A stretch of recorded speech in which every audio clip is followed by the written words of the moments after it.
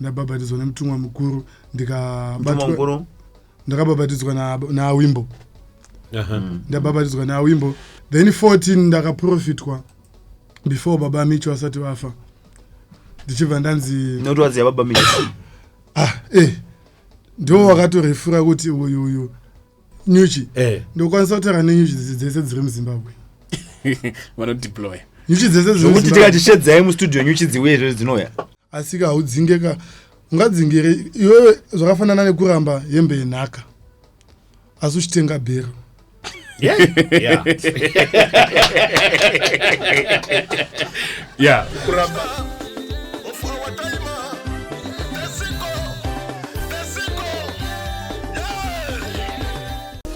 Time for us to get into our discussion as always on a Tuesday with Zigo right in the studio. You can also come through and contribute and get to give your views as well as always right in the studio. Good morning to you, Zigo. How are you today?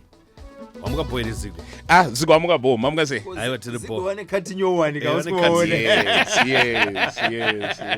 malocks asada kujoina welcome to the club. And on top of that Zigo nas auya ne another guest Madzibaba Samson kana kuti Sekuru Samson mamukase tamuka munofara aiwa tinofara kwakadiwa kwamabva kwatiri kutsvena hatizivo muri Zimbabwe nemiwo aiwa tiri nani. Chokutanga tisati taenda kure ndakuintroducei ndichiti tina Madzibaba Samson kana kuti Sekuru Samson. Sei zvichidaro? Ningotsanangure muchidimbo kuti ndinzi Madzibaba Samson and Sekuru Samson zvinoreva kuti ndinenge ndine zvinhu zviviri zvinotaura pandiri saka zviri kupiwa madifference names kuti Madzibaba kana kuti Sekuru zvinoreva kuti ndinotaura natateguru then ndinotaura nevadzimu vanoera. Okay. Zigo unozviona sei? hapana ka-conflict of interest now ka-conflict kuti hanzi because vanhu vanenge vati hanzi mvura neoiri hazvisangani. Mvura ndeipi oiri ndeipi asi zvinokwanisa kushanda mumotikari imwe chete. mvura neoiri hongu zvinoshanda motikari injini imwe chete hazvisangana hazvo but mota imwe zvinopiwa mapipeline akasiyana zvinoreva kuti zvinoshanda pachinhu chimwe chete saka munozvipa nguva yazvo yakasiyana kuti zvifambe in a different way kuti vanhu vazive this is oil and this is water. ndosvika kwamuri sasekuru handiti movha mataura zvamunotaura sasekuru zvamataura izvozvo ndikazoti regerai ndimboti tapedza ndombobuda panze ndodzoka zvakare asi ndoda kudzoka takune zvemweya mutsvene zvechechi zvinonobuda zvakafanana here? Kana muchiti kubuda zvakafanana kuita sekuti zvamaudzwa tsananguro dzinonofanana here? Zvazvinoenda zvekuti tsananguro dzinotofanana tsananguro dzinofanana asi chiri kusiyana ndichatashandisa panguva yacho yawokuda iwewe. Hatisi tese tinoimba muchivanhu, hatisi tese tinoimba muchinamato. Asi inini saMadzibaba Samson naSasekuru ndinoimba mazviri zvese nekuti zvese ndinoziva zvazvakanakira. Saka iwewe ukauya uchiimba mune chinamato tinokudaidzira ngirozi, ukauya uchiimba mune chivanhu tinokudaidzira madziteteguru edu nemhondoro kuti dzikubatsire. Asi chinhu chimwe chete. makatanga kushanda nechipa inini ndichizvarwa ndakazvarwa Masowe. Amai vangu vakanzvarwa Masowe ndikabhabhatidzwa nemutumwa mukuru ndabhabhatidzwa nemutumwa mukuru ndakabhabhatidzwa naawimbo ndabhabhatidzwa naawimbo ndikanamata naamai vangu because of ndaiva nezvinhu 2 zvaiva pandiri zvinoreva kuti mudzimu wairwisa wairamba kuti mwana ndewedu anofanira kutedzera nzira dzedu ende zvekare ndichidiwa neizwi nekuti I was talented panguva iyoyo yokuti ndairirwa nezvinhu zviviri. Then ichibva ndaenda kuMasowe kuNyerezi Nongo vamwe vanoti Ngotsvuku. Then ndatanga kunamata chibva ndatanga kunamata kuMasowe ndichamata kuMasowe 2009 ndichibva ndabatwa nemweya.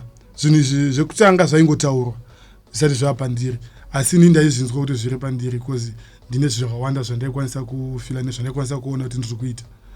then ibva zvazonazondibata 2009.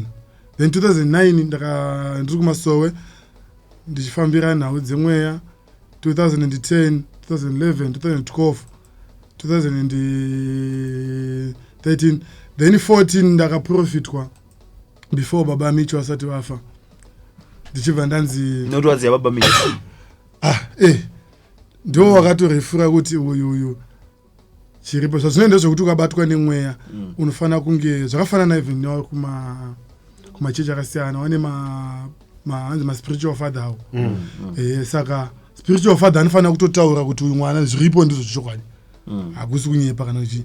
Saka Micho ndiye ndiyenya kutorefura nhau iyoyo, saka ndotomuziya nekuti ndiye akandipa svimbo iyoyo kuti waane kodzero yokuti unokwanisa kuenda kunonamatisa nyika yeZimbabwe. Kuda kuti muri Gombwe. Ya, ndakafanana ndiri Gombwe. Saka toti muri pane message yauya pa WhatsApp eda panzi muri ng'anga yekumasowe here. Panonetsa kuti ndipadaire ndinhu zvinanga. Kana profita wekung'anga. But unoone chishumba munhu warutaura anonzi Micho anga ane dare remagombwe aingodhila nemakombwe chete ndizvozvo kuti Micho zvaanga akaita angari muprofita kuna anonzi mutumwa. Anonzi mutumwa. Mutumwa asiyana nemuprofita zvakafanana neng'anga. Inyaya ng'anga ndiri Mondoro. Nekuti I believe my power, I have a power akawandisa more than zvinoitwa neng'anga, because I can control even ng'anga. Saka nawe yatikuzama kutsanangura ndiye I'm telling you the truth. Yeah, because ukazazvitarisa sometimes Micho akanga asiri muprofita. Micho angari strikiro, angari Gombwe, asi iye akatumwa achinzi, saka ainzi mutumwa. Kuna vanhu vanongotumwa kunzi ndinoita zvakati, but time kana yapera yapera. Akafanana Jesu. Jesu akatumwa munyika yevanhu kunzi angoya aite zvaanganzi aite, asi nguva yake kana yapera obva aita kwete waprofita wekuti ngati chiprofita chinokwanisa, chiprofita chasiyana toti chiprofita chinokwanisa kugadzirirwa. Chiprofita chinorova bhora chinokwanisa kugadzirirwa. Kana chiti kugadzirwa zvinoreva kuti usina tinokwanisa kukupa. Peyo kainini. Saka sekuru madzibaba apa mukurati chosenza wani ngoni madzibaba vanosekura mvudzi yachenenge chida kubata kwese. Ndoda pamati chiprofita chinokwanisa kupiwa, hazvina kusiyana here, hazvina kufanana here nekuti akanoromberera chiprofita? Ndozvati kutsanangura zvacho. Saka urombwa nekuti kana wakupiwa chinhu urombwa zvafanana nesvikiro. Svikiro pakati siyana neng'anga. Ng'anga inokwanisa kubikirwa yogadzirirwa ung'anga, asi svikiro chinhu chekuti chinouya chichigara chotaura, hachina chachinoita chisina kugara.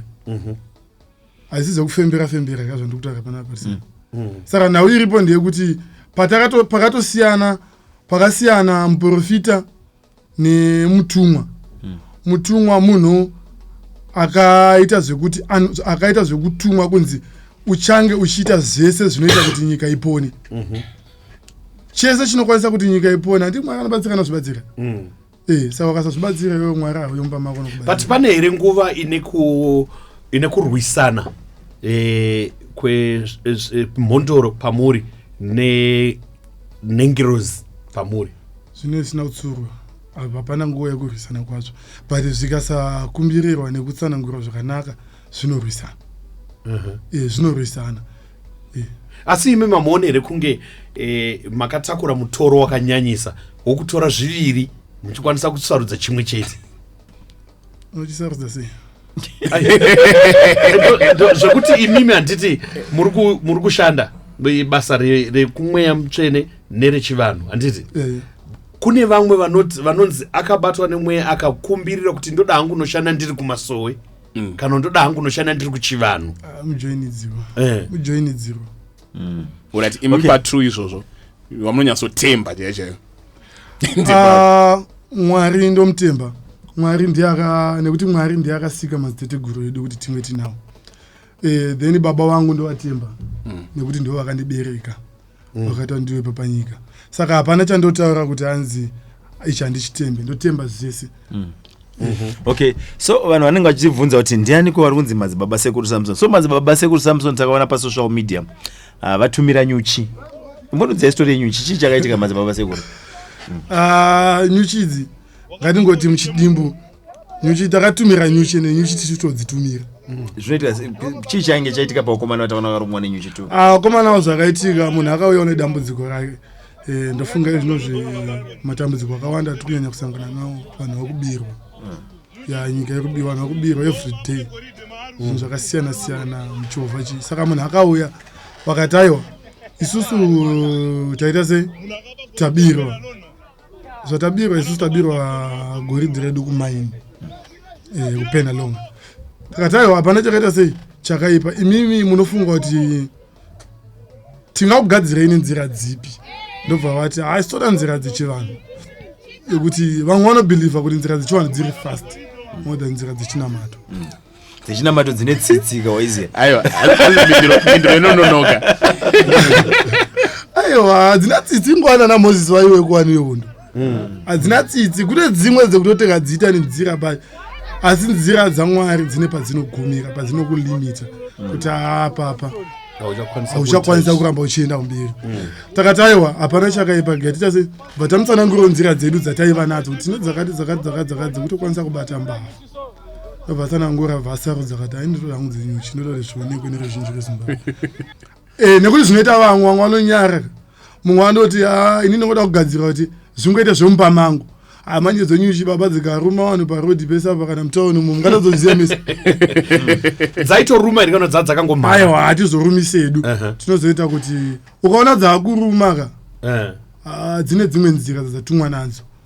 Dzinoteerera zvateta dziudza isusu. Saka isusu takati dedu dzikunge dzichiruma vanhu. Saka sekuru nyuchi idzi munotogara nadzo dzichitogara pamuti apo kana kuti dzinongouya munoita dzokudedzawo dzine dziri pai? Saizvezvi musiri kudzishandisa pamaita basa radzo dzinenge dziri pai? Nyuchi ndokwanisa kutaura nenyuchi dzese dziri muZimbabwe. Vanodeploy nyuchi dzese zvokuti tikati shedzai mustudio nyuchi dziuye zvese dzinouya. Kana musina munhu akaipa dzinouya. Wezi makaita munhu akaipa dzinozoruma manje munhu. Because hadzidi pane munhu urombo, hadzidi mushonga weurombo. Ini ndiri bo. Ameno tina chose. Correct. Usei. Haina ndisipo. Alright, sekuru pane mubvunzo wauya panapa. Anzi guys, ng'anga nemunhu anosvikirwa vanhu tu vakasiyana ndizvo here? Ichokwadi vanhu tu ng'anga inosvikirwa zvekare, asi pana ichiti kusiyana ndikuti mhondoro neng'anga handiti mutumwa nemuprofita, handiti bishop naprofeti vanhu vakasiyana. Kune kwaunoendeyo kwekuti unofanira kutotsanangurwa nzaa, kuna unotemba kuti zvikaoma tikaenda pana nhingi, not because hauna power but nekuda kwekuti ndozvaziva. Saka ng'anga mubvunzo wake ng'anga nemunhu anosvikirwa zvakafanana. Pane zvakare mubvunzo wauya comment tongonzwawo zvamunotaura ipapo. Hanzi chiedza nerima hazvifambidzane. Chiedza nerima ndipindure ndichiti rima ndiripi, chiedza ndichipi? Kazhinji vanenge vachiti rima ndo zvine chekuita nechivanhu. But unozviziva sei kuti rima ichi chiedza? Takaudzwa. Makaudzwa nani? Because mukuverenga mabhaibheri munonzi Jesu chiedza. Mbhaibheri ndofunga munomu mazera ari muno mamwe ati kurei. Saka ikati tibvunzei isi tokona ita wadiki paage but tiri vakuru twakubvunza izeni age. Vakubvunza kuti imimi muchizvarwa makanga mushandisa bhaibheri? Ndakwete unotozotanga ukuriverenga wawa kutokura nokukwanisa kuverenga. Kuziya mbuya udzwa. Handiti wakaudzwa. Pataurwa chishona zvikuru. Nemakore mangani? Makore ndatende zvangu. Zviri dadyo. ndikutangira pa 24 njena musoro ndangovunzira kuti ndingoziya mhinduro dzenyu dzakaoma aiwa dzakareruka ndiri ndangoziya makore ngatingoti pa 25 tichikwira musoro mbijana handizopfuura hangu 30 saka hameno muchaisa 2 here pamusoro paikana 1 kamuchangosiya kadaro. Asi matambudziko amunonyanya kusangana nawo pakubatsira vanhu handingati matambudziko ndingati nini vanhu vanonyanya kutemba zvipi zvechechere kana kuti zvechivanhu? Uri kuona kuti vanhu vatema vanonetsa nditi akabuda panze apo ane way anotaura nayo asi akapinda mukati ane way anoshandisa vanhu vazhinji sekutaura kwauri kuita uku Zigo anobva vaipanga taura kuti haini madzibaba ndoda zvichinamato murodhi anofamba nazvo naititi munhu anonamata kana asvika kwamadzibaba Samson ndoda chivanhu ega saka vanhu vanonyachitone vanhu vakawanda vanotouya chivanhu chakawandirwa vhura chinamato chivanhu chakawandirwa vhura chinamato nhau iripo chete ndeyekuti ruzhinji rweZimbabwe rinonyara munhu anonyara nababa wake kuti vakapfeka andosarudzwa kuti pastor uyai mundiperekedze kuconsultation day kana kuti uyai mundiperekedze kuchikoro kwedu osiya baba vake nekuti vane bhurugwa rakaboka pastor vane sutu yavakatengerwa nevanoisangano saka toenda napastor saka vanhu vakunyara nevabereki vavo asi vachivada. Asa amufungiwo here ipapo kuti dzimwe nguva zvinobudikidzwa nevanhu vanobata basa iroro rechivanhu nevamwe vanobata rechechi asi vari pakunyepa vanozokonzeresa kuti vanhu vaone kunge zvinoitwa kuchivanhu zvakashata kana kuti zvinoitwa kuchechi zvakashata? Asi ipapo unofanira kusiya ini nangu ini ndakaenda masowe ndikakura ndinamata ndinoremekedza kana kuti pachimutauro chenyu chakareruka ndoti ndinosimbisa Mwari zvakanyanya nekuti ndivo vakabereka mabranch ese. Saka ndinokutaura chokwadi vanomaka vamwe vanhu vechinamato nekuti inini nditori kuchinamato ndaitoone way nebelieve iyoyo ndiri kuchinamato ndaitotuka chivanhu zvakanyanya asi ndakazotarisa ndikaona kuti pazviri zvese zviri 2 zvikawana munhu ari pachokwadi azvirwisani ende azvirwisani sevanhu. Munoti nemaererano nevamwe vemachechi vanoenda pamberi pegungano vachitaura kushata kwechivanhu vachiti idhimoni kana munhu achingabudirwa nemudzimu onzi idhimoni vari pakutsvaga ndio munhu wangu vari pakutsvaga samuti hakuna dhimoni rinobviswa kuchechi remi dhimoni rinobviswa kuchechi ririko dhimoni rinobviswa kuchechi ririko asi haudzingeka ungadzingire iwewe zvakafanana nekuramba hembe yenhaka asi uchitenga bhero.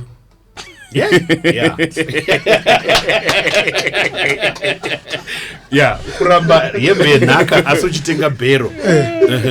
Unoramba hembe yenhaka asi ukutenga bhero. Saka kutenga hembe ukuramba hembe yababa vako iwewe nekuda kwokuti kunamata unoenda mubhero unotenga hembe yemurungu akafa kuUK. Uona kusiyana kwazvo kana wig